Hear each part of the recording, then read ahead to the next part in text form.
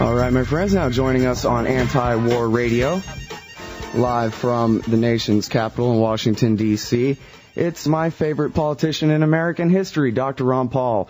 Recently won his primary race for District 14 to go back to the House of Representatives at the very least, even if he's not going to be our president. Congratulations, Dr. Paul, and welcome back to Anti-War Radio. Thank you, Scott. Good to be with you again. It's great to have you here. Now, I wanted to ask you, first of all, about the Bush administration's assertion that Congress basically has no more role to play in deciding Iraq policy. It sounds like, although I guess Bush has never gone as far as saying that he can go ahead and pay for the war himself, as some of your competition in the Republican primaries had asserted.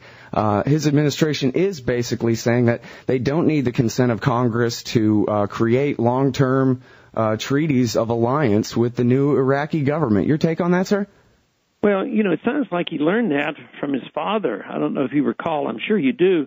But, when Bush Sr. went into the Persian Gulf War, he was advised that he should ask Congress for not a declaration of war, but just to get some token approval from the Congress. And he says, I do not need to do that. I get my authority from a UN resolution, which I thought was pretty outrageous. But he did go back and get the authority. But then this sort of reminds me of that they think executive power is all superior, and unfortunately it seems that too many people go along with this.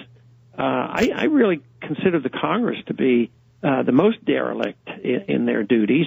Executive branch officials have notoriously, over all of history, always wanted more and more power, and our Constitution was written to have a separation and a balance, and the Congress is supposed to stand up for their prerogatives, and yet it hasn't happened. So I think Bush has gotten away with so much on his searches and FISA courts and, habeas corpus and all these things that he's just taking the next step, that he's claiming that he can do these treaties without congressional approval. Isn't it the case that the Democrats in the Congress, if only they would vote like you, have the power to end the war right now? Sure, they could, and they could do it reasonably. They wouldn't have to say, tomorrow this war over and give you 24 hours to get out. They could say, the funding is ending, and do it safely and reasonably as possible. You have, a month or two or three, whatever is necessary to do it sensibly. And, I think you could make the argument that is done more with dignity than waiting until there's a calamity. I mean, the ending of the Vietnam War, I think that's what people visualize. They see the ending of the Vietnam War, and it was tragic because they put it off and put it off and put it off, and then everybody has this vision of running at the last minute and trying to get on a helicopter. Well, if we did this in a deliberate fashion, and the Democrats would stand up, they would say, look, this is it. You can no longer spend this money after so many months, and it's a reasonable time. If you can get them out in 6 weeks, fine. But, get them out. And if not, there's no more funding. Well, Senator McCain says that anyone who wants the American military to pack up and leave Iraq is waving the white flag of surrender to Al-Qaeda. He's used that a long time, but and he probably believes it to a degree.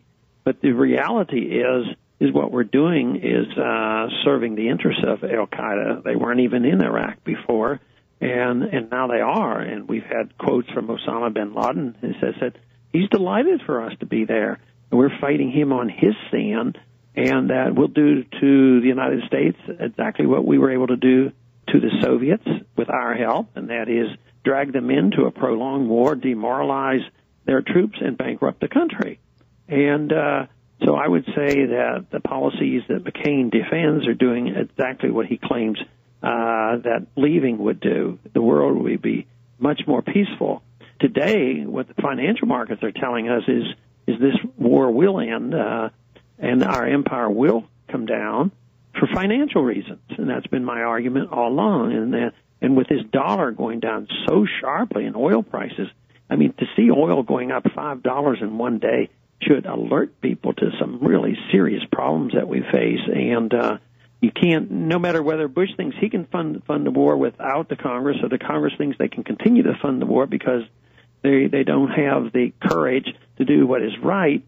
It's going to end because if the dollars don't buy anything, and the more they resort to inflation, the faster the dollar goes down. So they're in a catch-22. They're trapped, and they'll have to wake up someday. I'm just hoping we can wake them up before there's a total financial tragedy that will be so difficult to handle. Well, Dr. No, yesterday the House of Representatives voted to condemn Hamas for their rocket attacks. The House of Representatives voted 404 to 1. There were quite a few abstentions, but you were the only no vote. Why did you vote no? Because it's always interference and implications and saying that if you don't do this and blaming people, one side versus the other. And it's always on and on, getting involved when we shouldn't be.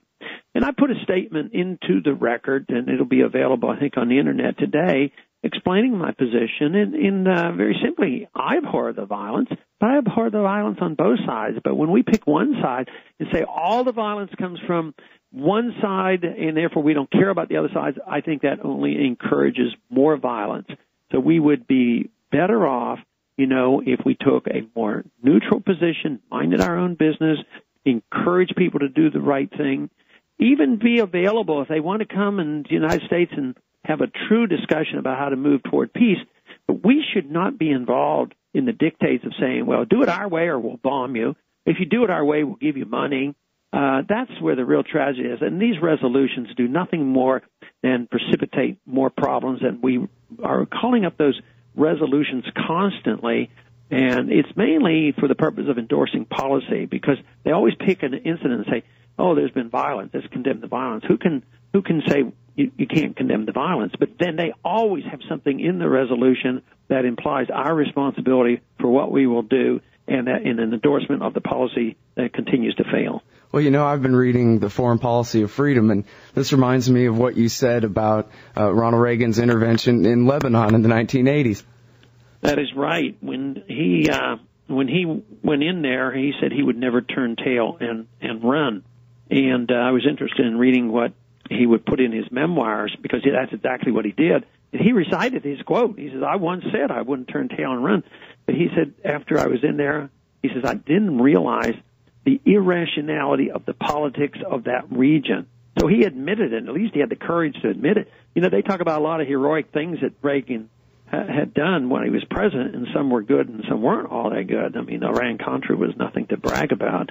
But I thought that he was pretty bold to at least admit that he made a mistake, and he came home. Suicide terrorism ceased. Mm-hmm. When the Israelis left Lebanon and the French left, the Americans left, there was no more suicide terrorism in Lebanon. It's so dramatic, the change that occurred. And to read your book, which is all your foreign policy speeches going back all the way through your career in Congress, it's the closest I've ever been able to get to being able to keep track of whether America favored the PLO or Hamas at any given time, and all the different interventions against the PLO, to save the PLO, to move them from one place to another, and all these things. This has been going on for decades. When I put those speeches together, of course, I went back and reread some of them. I said, you know what? I could almost give the same speech on current events over there today. Yep. I mean, the more things change, the more they stay the same. Yeah, it's we've switched back and forth a few times since then, but now we're back again. Yeah, there you go. And all right. It doesn't look like they're going to quit anytime soon. Okay, now if I can ask you one more real quick question. Okay. You brought up the wiretapping.